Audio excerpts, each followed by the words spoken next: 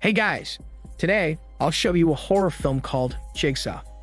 Spoiler ahead, watch out and take care. The movie begins with a policeman chasing a man named Edgar in a warehouse. Edgar runs towards the rooftop of the warehouse where he picks up a remote behind a steel bar. Then the policemen arrive on the rooftop and point guns at Edgar. Also, Halloran, a detective, arrives on the rooftop. He orders the policemen to only shoot the remote and not Edgar. Then Edgar tells them the game is about to start. He proceeds to trigger the remote, which starts a timer in an enclosed room somewhere. In response, the policemen and Halloran shoot the remote. However, someone shoots Edgar in the chest against the order of Halloran. In the end, Edgar is severely wounded and tells them the game has started. In the next scene, a timer in the enclosed room ends and triggers a buzzer. Then the buzzer wakes up the 5 people on chains, with a metal bucket and their heads lined up in the enclosed room. The 5 people are Ryan, Carly, Anna, Mitch, and an unknown man. On the other side of them, there is a sharp blade attached to the wall. The sharp blades alarm them and make them shout for help. Then the Jigsaw announces the rules of the game, that is, the offering of blood will set them free. After that, the chains attached to them start pulling them towards the blades, which makes them panic. They appear to be clueless on what to do as they try to pull against the chains. However, the chains continue to pull them. Suddenly, Anna realizes the rules of the game, that is, to offer blood. Then she proceeds to let her arms be cut by the blades, which immediately frees her. After that, Anna instructs others to let themselves be cut by the blades. Mitch and Ryan follow Anna's instructions right away, which also sets them free. However, Carly does not listen to Anna and just continues to scream in fear like a child. As a result, Carly's back gets cut by the blade. However, she is able to survive since it immediately frees her. Meanwhile, the unknown man is still unconscious and realizes too late what is happening. As a result, the chains continue to pull the unknown man towards the blades. He appears to die in the process. In the end, the 4 of them survive and the chains bring them towards a barn. Meanwhile, in the hospital, Halloran visits Edgar, who is still unconscious. There, the doctor tells Halloran it is unsure when Edgar will wake up. In the next scene, a black woman is peacefully running in a park. However, she notices that there is a crowd looking up in front of her. The crowd intrigues her, which makes her look up. As she looks up, there is a dead body with a metal bucket in the head hanging on the bridge. As a result, she starts to scream in fear. Later in the autopsy room, the forensics named Logan and Elle are already conducting an autopsy on the dead body in the bridge. Also, Halloran is there observing the autopsy. After they remove the metal bucket in the dead body's head, it reveals to them the head is cut in half. Then they notice a jigsaw mark on the neck of the dead body. As they look at the mark, they find a flash drive in the neck of the body. Immediately, they check the files in the flash drive and they find a voice recording. In the voice recording, the Jigsaw tells them that the game has begun again, and he will take care of the 4 people left in the game. Back to the barn, the 4 survivors of the first game are still in chains. Then, a creepy Jigsaw puppet with a bike arrives in the barn. A sign telling them to confess is attached to the Jigsaw puppet. In response, Ryan confidently comments that there is nothing creepy in the Jigsaw puppet. But when the chains start to pull them again, he starts to tremble in fear. Then, as the chains pull the 4 of them, Anna instructs them to confess something. In response, Mitch confesses that he sold a bike to a kid, and the kid dies in an accident 10 minutes after. Then Anna confesses that she lost her baby and she messes up her marriage. However, the chains continue to pull them. Meanwhile, Mitch notices a voice recorder attached to the Jigsaw puppet. He proceeds to pull it, which makes the chains stop pulling them. Then 3 needles fall in front of Ryan, which makes him shake in fear. After that, the voice recorder plays and tells them that one of them is a thief who has been injected with poison. Then it proceeds to tell them what the 3 needles contain, that is, one with saline solution, one with an antidote, and the other with acid. Additionally, they need to make a choice to inject the needle. Otherwise, the failure to make a choice leads to their death. After that, they figure out that Carly is the thief. In response, Ryan forces Carly to make a choice. Then Carly sees the number 3.53 written in one of the needles, which is the amount she steals from someone. However, Carly refuses to make a choice. In a few moments, the chains pull them upward, which starts to choke them. This forces Ryan to make a choice and injects the 3 needles into Carly.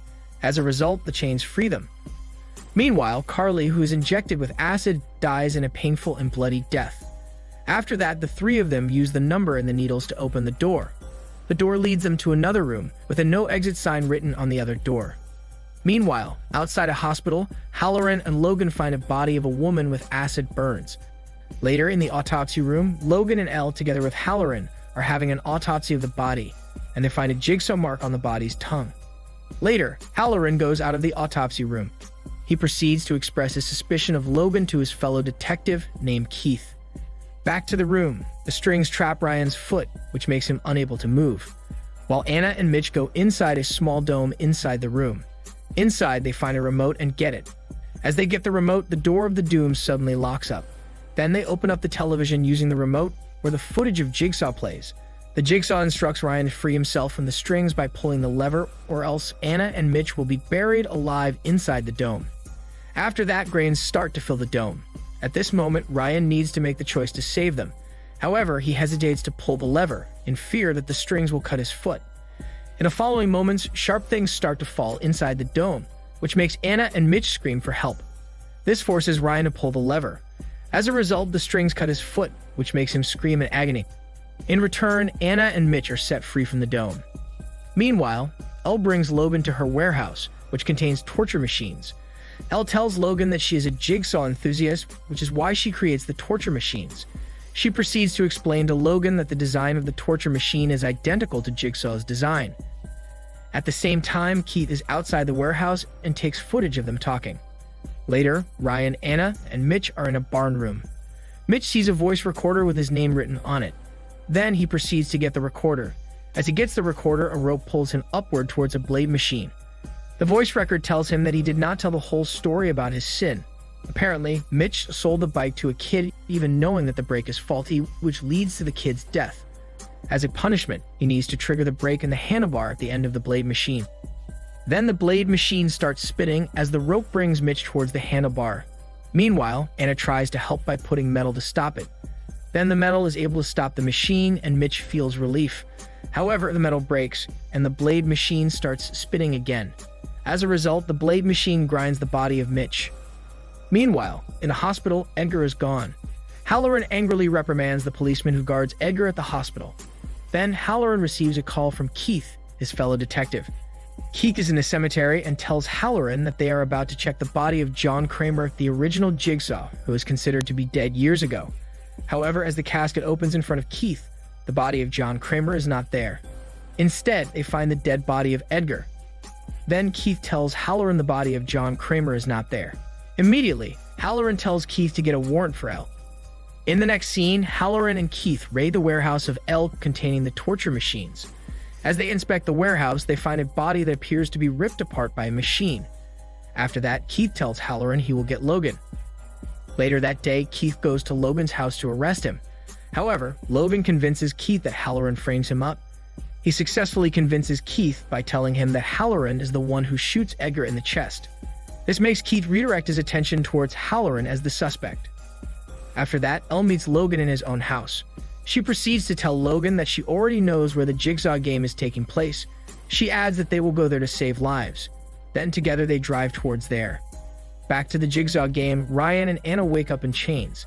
In front of them, there is John Kramer, who is setting up the game. John Kramer proceeds to tell them their sins and why they deserve the punishment. Apparently, in the past, Ryan caused his friends to die in an accident due to his reckless behavior. Additionally, he destroys the image of his friend through his police statements of the incident. Meanwhile, in the past, Anna kills her child through suffocation and blames her husband for the death of their child. After John Kramer narrates their sins, he proceeds to tell them that the only way from now on is to go backward. Then, he puts a bullet into a shotgun. In the end, John Kramer leaves Ryan and Anna in the room to let them freely choose. Meanwhile, Logan and Elle arrive at the barn where the Jigsaw game takes place. Together, they explore the barn house. In a few moments, Halloran also arrives inside the barn house and points a gun at them. Halloran is able to catch both of them off guard. However, they are able to escape and run away from him. Back to the game, Anna feels desperate, and the pressure forces her to make a choice. In her desperation, she picks up the shotgun and tries to shoot Ryan. Then Ryan remembers the words of John Kramer, which make him think that the shotgun is about to shoot backward. Then Anna proceeds to shoot the shotgun pointed at Ryan. However, the shotgun shoots backward. As a result, Anna blows her head instead of Ryan. At the same time, Anna destroys the key to their freedom by shooting the gun. Meanwhile, Ryan sees the dismantled key on the floor. This makes him realize that he will die in the chains. At the same time, he realizes that they can be free together if Anna does not choose violence. In the end, this scene shows that John Kramer gives Anna and Ryan a chance for repentance of their sin. However, the selfishness of Anna leads to a foolish choice and ultimately puts her to death. And she also puts Ryan in demise by choosing violence. Meanwhile, Halloran and Logan are in front of each other inside the barn house. As they wake up, they realize that there is a metal with laser cutters attached to their necks. Additionally, the metals in their neck prevent them from moving.